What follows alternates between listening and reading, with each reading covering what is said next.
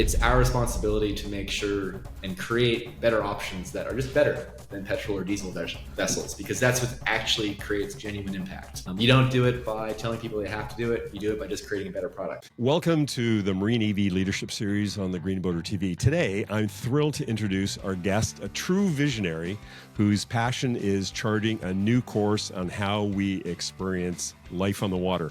We're joined by Eric Laackmann, the CEO of Vessev.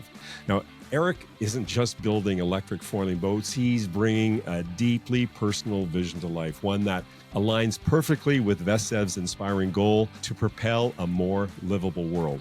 You'll hear directly from Eric about what fuels his drive, the journey that led him to Vessev, and how he and his team are overcoming challenges to make electric foiling personal watercraft a reality. Get ready to be inspired by Eric's story and his unwavering commitment to a cleaner, more exhilarating future on the water. Eric, welcome to the Green Boater TV. That's quite an intro, Bruno.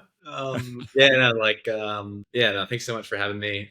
Thanks for the great work that you've done promoting the space, and really appreciate being here. Well, Eric, it's a real pleasure to have you, and our community is really interested to hear about you and your story. So let's go back to the beginning. What were some of your earliest memories or experience on the water that truly ignited your passion for boating and your commitment to this personal connection to get a cleaner path to boating? Yeah. I grew up in Seattle. I grew up sort of like in like an area on the water, and actually my parents introduced me to it.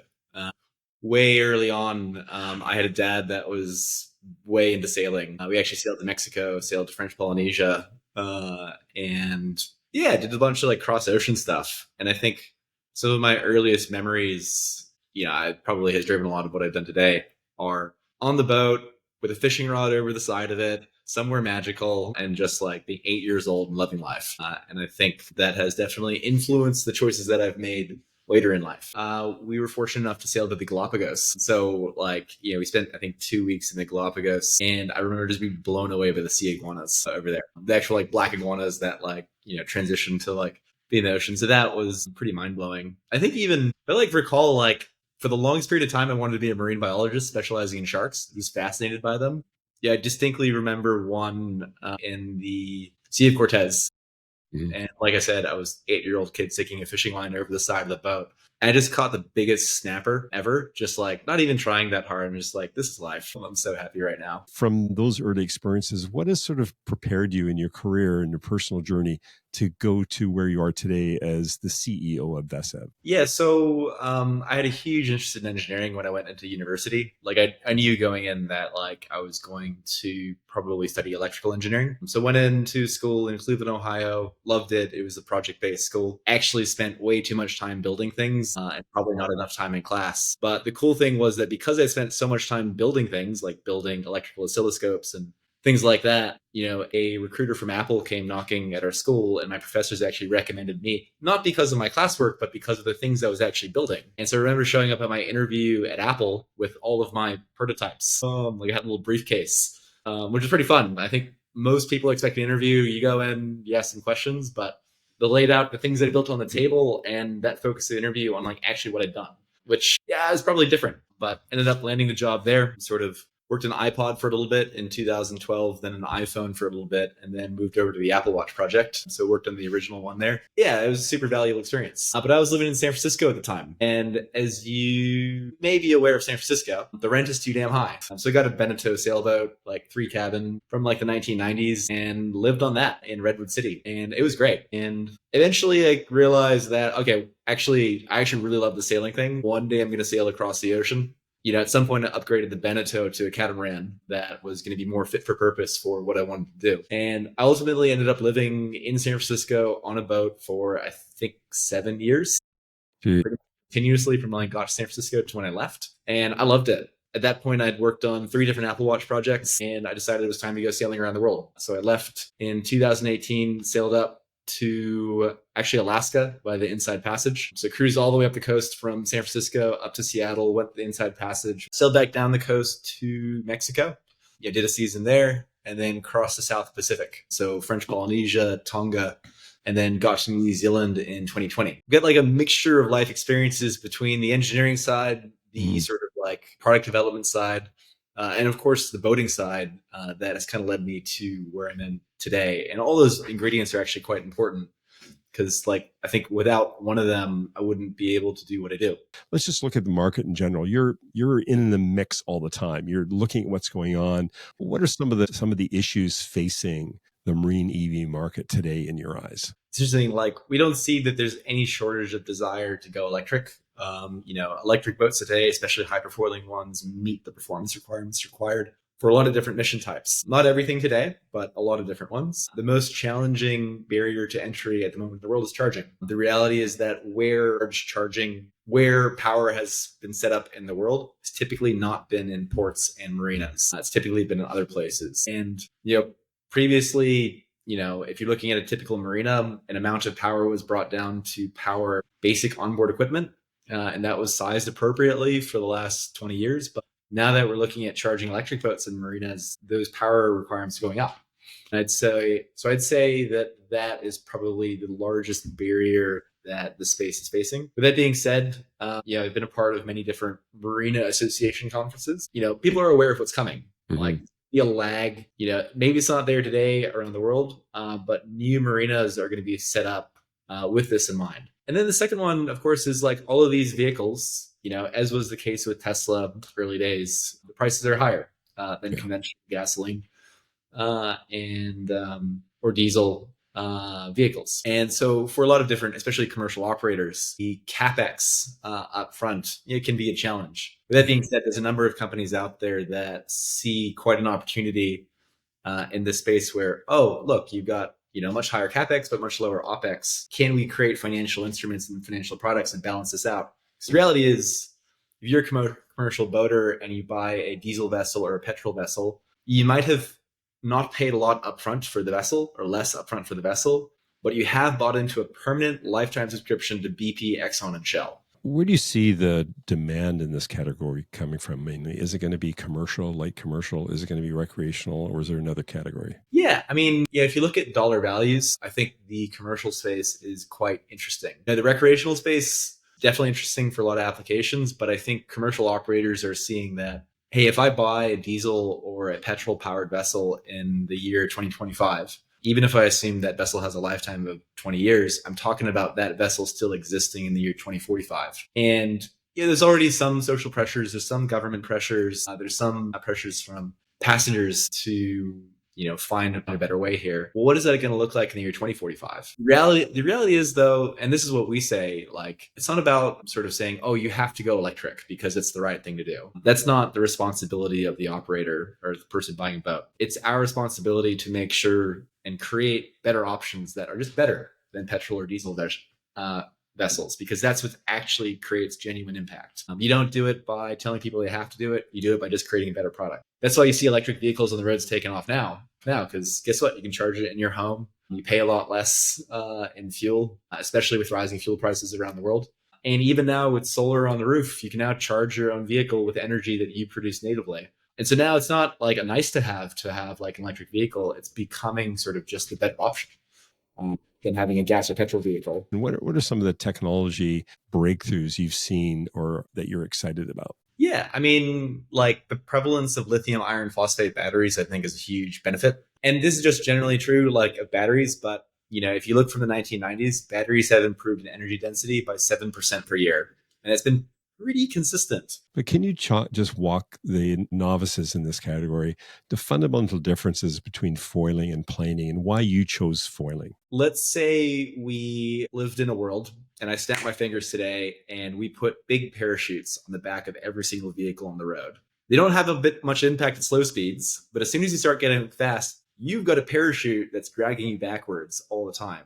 The gasoline cars are probably fine. The diesel cars are probably fine. Your fuel consumption goes up enormously. But if you look at all the electric vehicles, they're probably suffering. They're suffering because that is a huge additional portion of energy that they have to consume to travel at any kind of high speed. And you wouldn't have the same uptake of electric vehicles because they wouldn't be performing anymore. Because people wouldn't be able to do what they need to do with electric vehicles because these damn parachutes that everyone's strapped onto every vehicle in the world. Foiling is a little bit like the world where we removed that parachute. So if you look at like marine vessels themselves, water is this super draggy thing. It's sticky, it's heavy, and it's quite hard to move through. Just kind of like a parachute in the back of your car. And so when you get the boat out of the water, you reduce that surface area, you reduce the amount of water that you have to move around, you just substantially reduce the drag of your vehicle. And that's what unlocks a lot of potential for electric vehicles, because you can't snap your fingers and make batteries magically more energy dense overnight. That's just like physics. And so you have to chase efficiency for the vehicles. And the analogy there in terms of like what actually is happening in the electric vehicle space is, of course, batteries were this big innovation from consumer electronics that got brought into electric vehicles, but regenerative braking on automotive cars, which is at 20 to 70% energy recovery, was a major hack. That's what enabled Prius to be a genuine product. And that's what enabled this new era of electric vehicles to be promising. Hydrofoiling is a more than 2x gain on efficiency for vehicles. Depending on size, it can actually be more than that. And so it's this massive efficiency improvement that's hard to ignore. So I think, given that it's the most efficient way to move on the water at high speeds, I think it would be crazy to imagine that a significant portion of more sustainable vessels in the future are just ignoring this huge technological unlock that is this efficiency gain. Yeah. That's why I think it's interesting. There's no replacement as well for it. There's nothing else that we can do to a boat, as far as we know, that can make it that much more efficient. There's no additional hack we can apply to planes or cars to make them over twice as efficient. Yeah. So yeah, I think this technology has a place to stay. That's a little bit of why we're looking at this, and this is what we're involved in. But it's hard. Yeah, it's deeply hard, because at the end of the day, you are making an airplane that has to fly in a 50 centimeter altitude envelope for thousands of miles unimpeded in constant turbulence in a salty and corrosive solution. Like, it's not easy, but nothing worthwhile is easy. Yeah.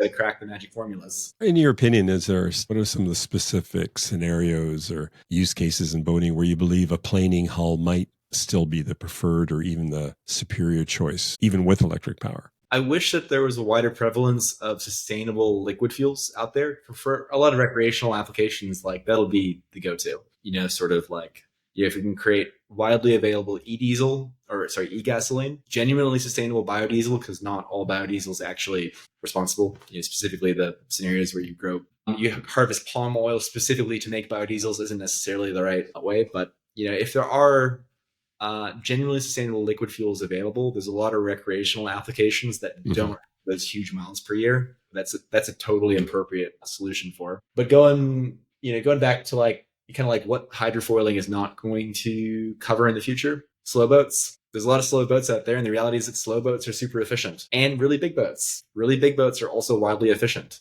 This blows my mind, but a cargo ship is twice as efficient as a train at moving a ton nautical mile. A train, not even what should be one of the most efficient forms of transport. And so we're never going to see hydrofoiling cargo ships out in the ocean. But that high speed vessels below 40 meters, that's kind of the sweet spot that gets interesting for this tech. But what are some of the challenges that you've seen yourself as you've started and grown your company? Yeah, definitely unlocking the first customer is probably one of the most difficult things, because fundamentally, before you unlock your first customer, you are some crazy people with some ideas.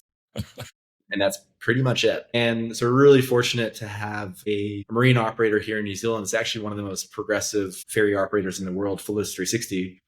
They've got multiple electric vessels on order. They have a net zero by 2040 goal. They're committed to not buying another petrol or diesel vessel again. And so they were willing to work with us and jump into a partnership, which I think was the big unlock. That first vessel that we put on the water, that's where all the hard decisions take place, because you don't necessarily have prior art to sort of base your decisions on. Yeah. Luckily, I think we've pulled it off pretty well. That first vessel's now done 4,000 nautical miles. It's done 140 consecutive scheduled services that gone out on time, come back on time. And that was the first one we built. So I feel fortunate that if you look at the surface area of all the decisions that we've had to make that possible, that we've gotten them right enough to enable that. Mm-hmm. Mm-hmm. That's what unlocks the right to continue doing what we do. Good work previously. So I'd say that's one of the biggest challenges that we've had to overcome. Mhm. Is just like getting that first product right, getting the right partnerships in place, Mhm.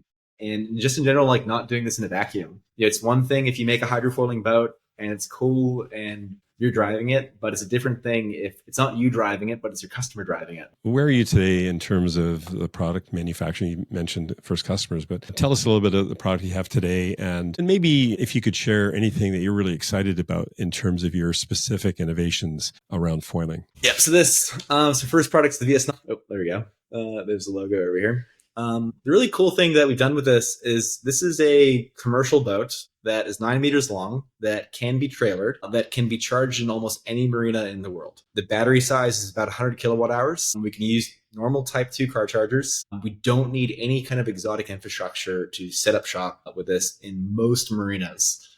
So this is really cool because it's a bit of a unlock in terms of this nascent stage of the marine electrification industry, where we don't need a lot more aside from the boat to start running one of these. So this one is a 10-seater. So it's got 5 seats on one side, 5 seats on the other side, all facing each other.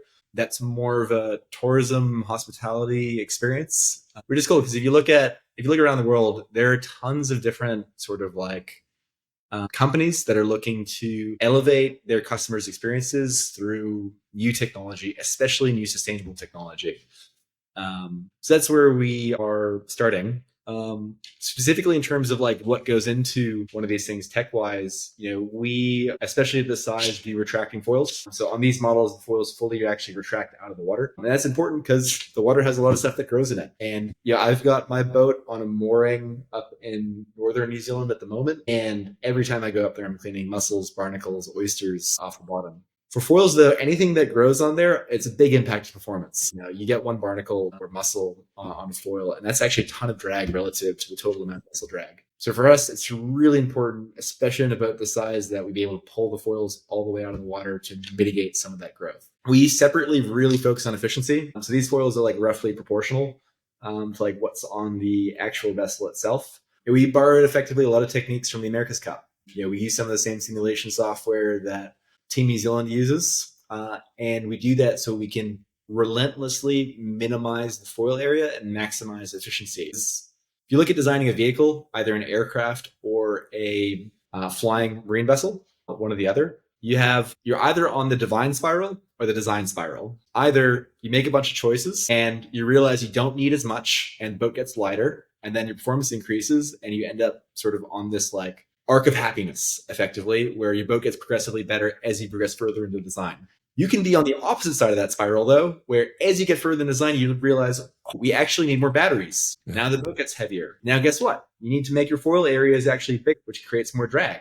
You need to make them lower aspect, turn your foils into a lower aspect wing, which means your efficiency has gone down, which means you need more batteries. And the cycle continues and you end up being unhappy. So where that all starts with is efficiency. If you can make the boat as efficient as possible and relentlessly focus on that, you need smaller propulsion, less batteries, and you're happy. If you don't relentlessly focus on that, you kind of end up in a place where you might not be that happy. What about the markets that you're already playing in? Like, where are you geographically and where are you vertically? Is there a specific use case customer that you're looking as your sweet spot? Yeah, so we've already sold vessels into North America and Europe. So, haven't announced that yet, but that'll be coming very soon, which is cool because, like getting a footprint on a few different continents is one of our big goals for this next step. The reality, though, and this is like a struggle for, I think, everyone in this space, is that the interest in these products, it's quite diffuse around the world.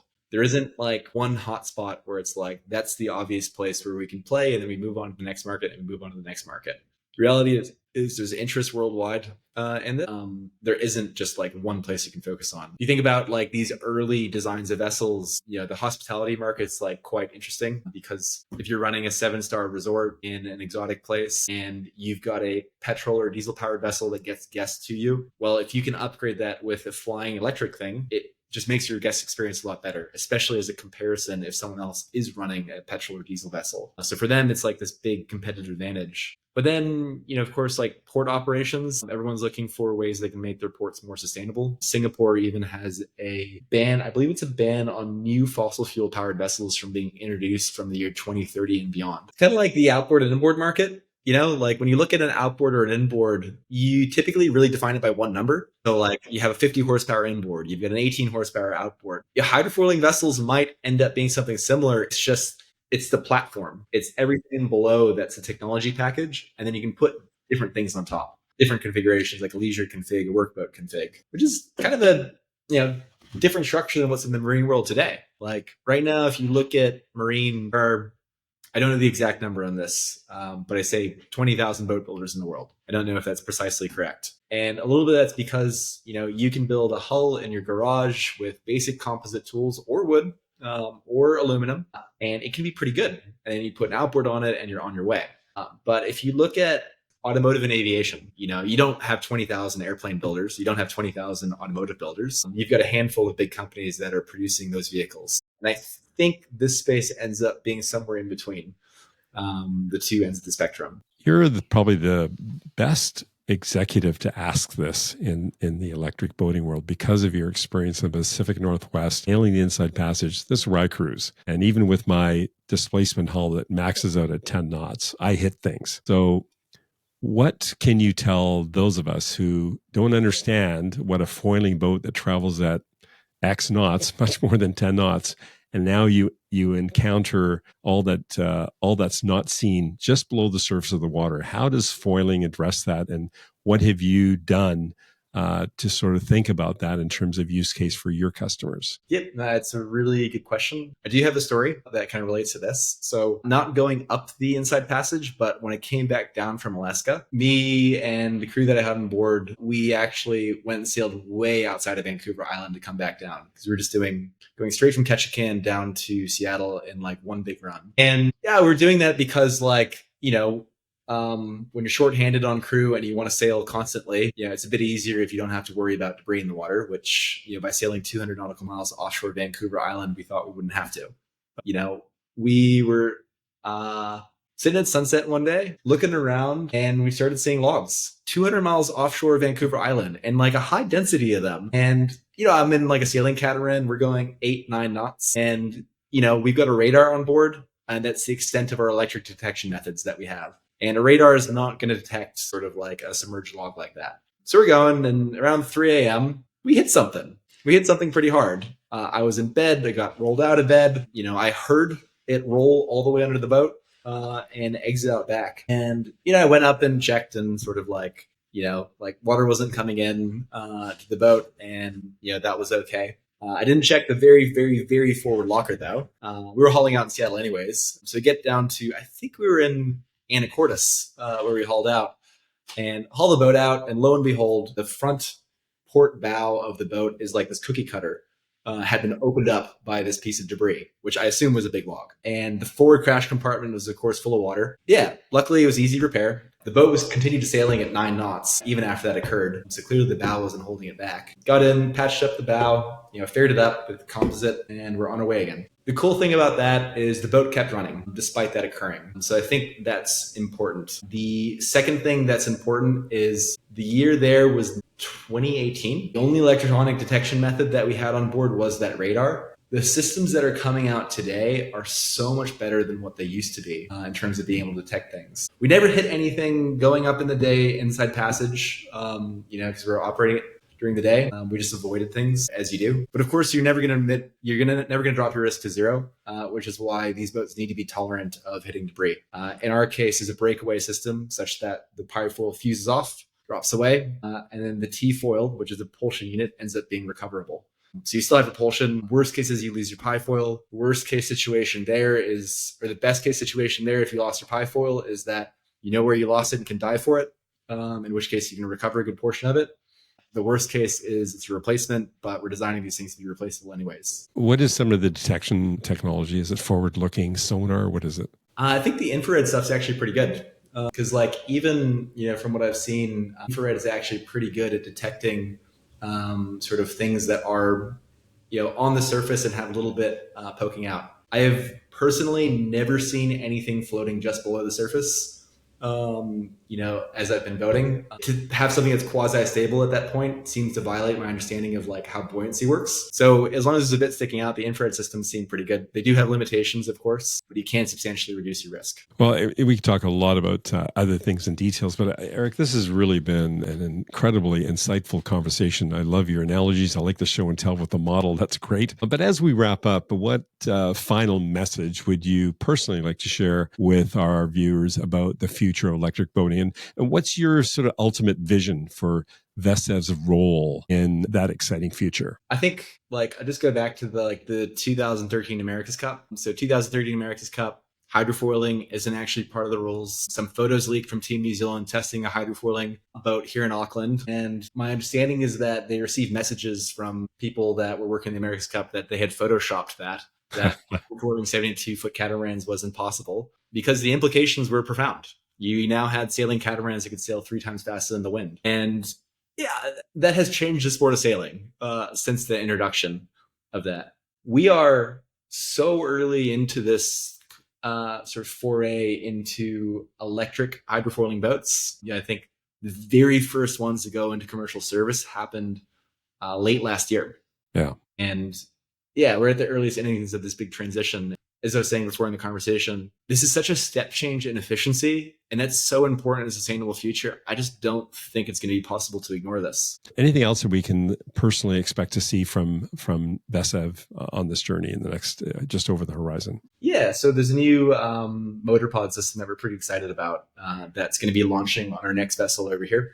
Our current vessel uses a motor on top of the T-foil. It drives a shaft down to a gearbox here, which is how some folks in the space do it. Our new one is going to have an integrated motor pod system in the hub of the foil.